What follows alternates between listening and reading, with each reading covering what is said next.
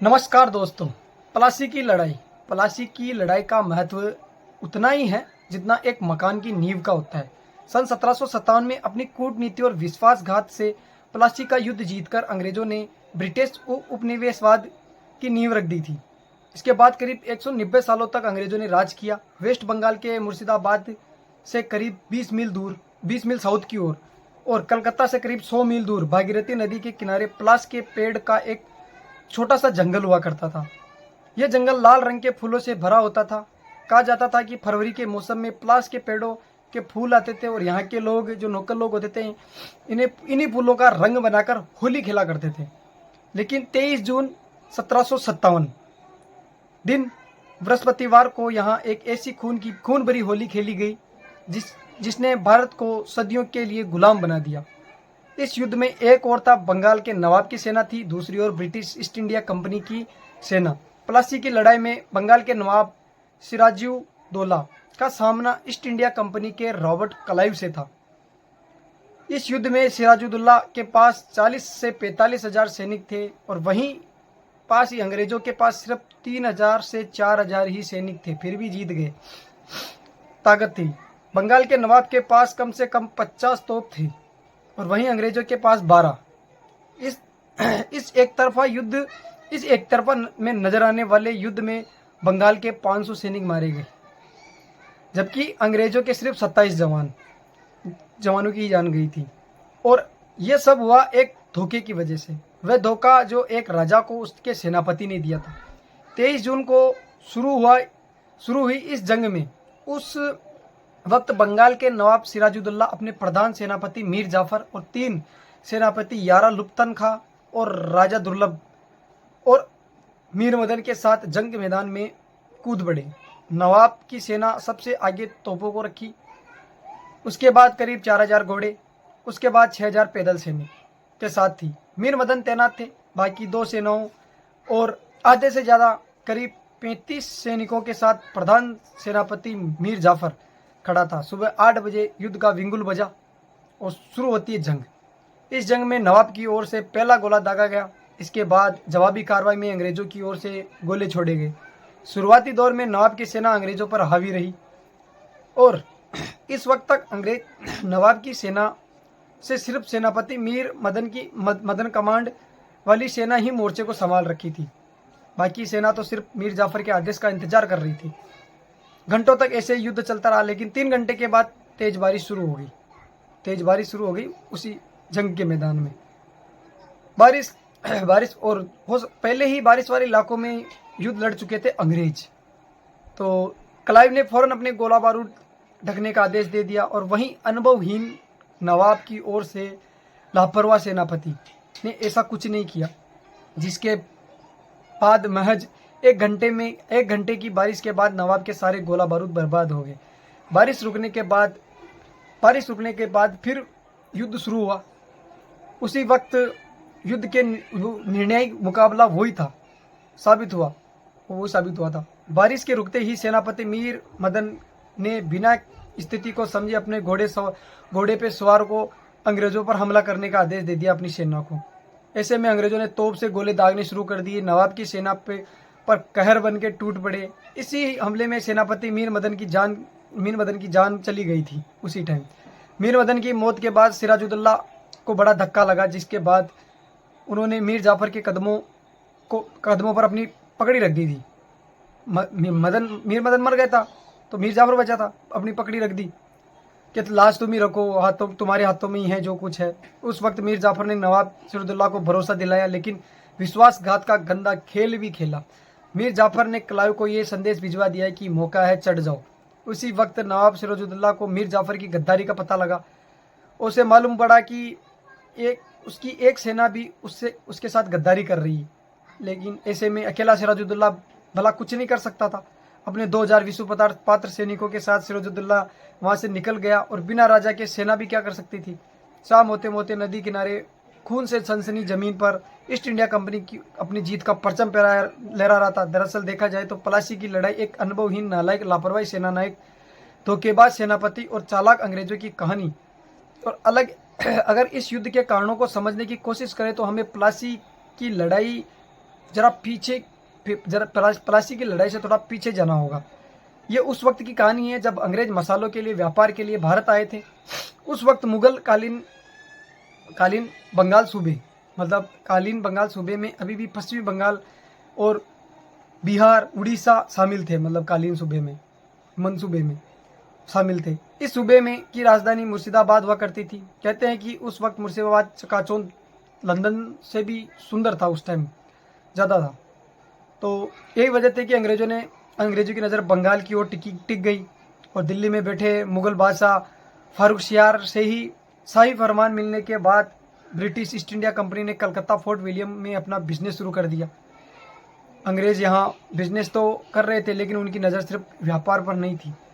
इस व्यापार के दम पर उनकी ईस्ट इंडिया कंपनी यहाँ अपने कदम जमाने की कोशिश कर रही थी और कामयाब भी रहे थे। अंग्रेज बंगाल को पाने के लिए इतने आतुर हो गए थे कि बाय हुक ब्राय हुक और वह सब इसे हासिल करना चाहते थे। इसी मंसूबे के साथ उस वक्त अंग्रेज कलकत्ता में किले बनाने लग गए थे। ऐसे में जहाँ अंग्रेज किसी एक मौके की तलाश रहे थे, वह धीरे धीरे करके ऐसे मौके मिलते चले गए और जिससे बंगाल की सत्ता हासिल कर ली उन्होंने। दरअसल उस वक्त ईस्ट इंडिया कंपनी के अंग्रेज घात लगाकर बैठे थे कि उधर बंगाल के नवाब अली वर्दी खान का निधन हो गया और उस वक्त 80 साल के थे वो क्या नाम है, अली वर्दी खान। इतिहास की जानकारी बताती है कि अली वर्दी खान के सामने अंग्रेजों ने किला बनाना शुरू कर दिया, लेकिन उम्र का असर कह लीजिए या फिर हालात के मारे अली वर्दी खान ने इसके खिलाफ कुछ ज़्यादा नहीं कर पाए। अली वर्दी खान की मृत्यु 10 अप्रैल 1756 को हुई। अली वर्दी खान खुद का कोई बेटा नहीं था, लेकिन ऐसा बिल्कुल भी नहीं था कि बंगाल की गद्दी पर उन्होंने उत्तराधिकारी नहीं दिया। उन्होंने अपनी छोटी बेटी अमीना बेगम के बेटे यानी अपनी नाती सिराजुद्दौला को बंगाल की तख्ती का उत्तराधिकारी घोषित किया था। लेकिन मरने से पहले अली वर्दी खान ने अपने उत्तराधिकारी को लालची और सौदागरों से सावधान रहने का पाठ भी दे दिया था। इस बारे में 1960 में लिखी किताब भारत में अंग्रेज राज लेखक और स्वतंत्रता सेनानी सुंदरलाल ने लिखी थी। अली वर्दी खान ने सिराजुद्दौला को नसीहत देते हुए कहा था कि अंग्रेजों की ताकत बढ़ गई है, तुम अंग्रेजों को पराजित कर लोगे तो बाकी दोनों कौम तुम्हें अधिक से अधिक तकलीफ नहीं दे सकती। मेरे बेटे, उन्हें किले बनाने या फौज रखने का इजाज़त ना देना। यदि तुमने ये गलती की तो मुल्क हमारे हाथ से निकल जाएगा। सिराजुद्दौला सिर्फ 23 साल के थे जब उन्होंने बंगाल की कमान सौंपी थी और इतिहासकारों ने उन्हें फॉर्च्यून चाइल्ड नाम दिया था, क्योंकि अली वर्दी खान ने अपने तीन बेटियों के कई संतानों में सिराजुद्दौला को ही चुना था।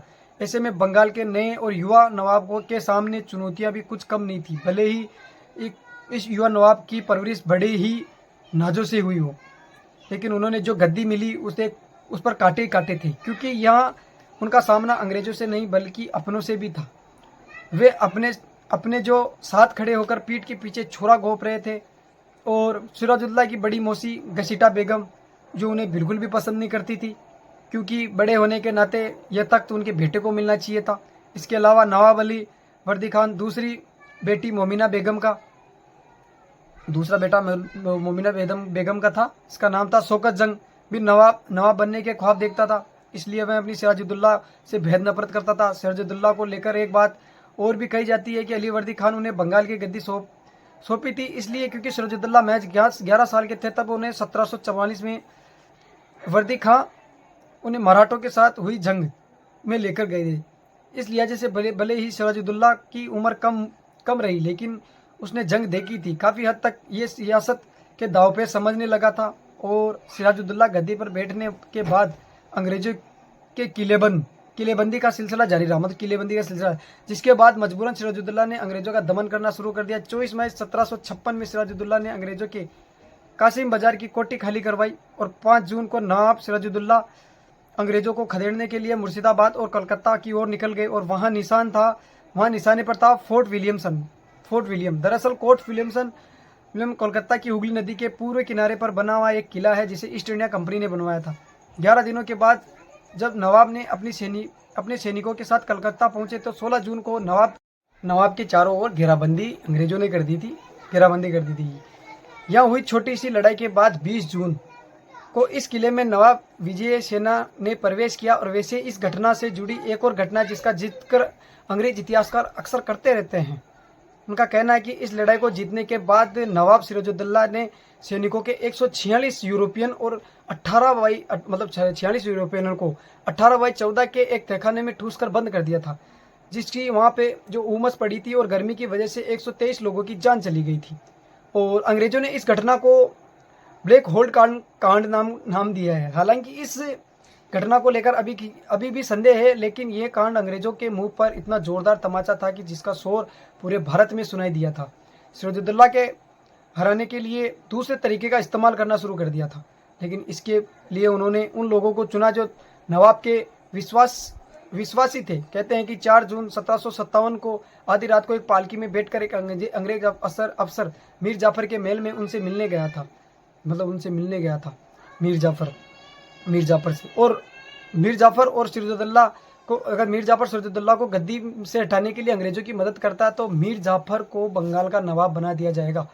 जिसके बाद 12 जून को मीर जाफर ने अंग्रेजों को एक पत्र लिखा और कहा कि यहाँ सब तैयार है। जिसके बाद 14 जून को रॉबर्ट क्लाइव ने नवाब सिराजुद्दौला के खिलाफ जंग की घोषणा कर दी। इतिहासकार बताते हैं कि प्लासी की लड़ाई खत्म होने के कुछ दिनों बाद नवाब को भी पकड़ लिया गया, सिराजुद्दौला को भी पकड़ लिया गया और 2 जुलाई को सिराजुद्दौला की हत्या कर दी गई।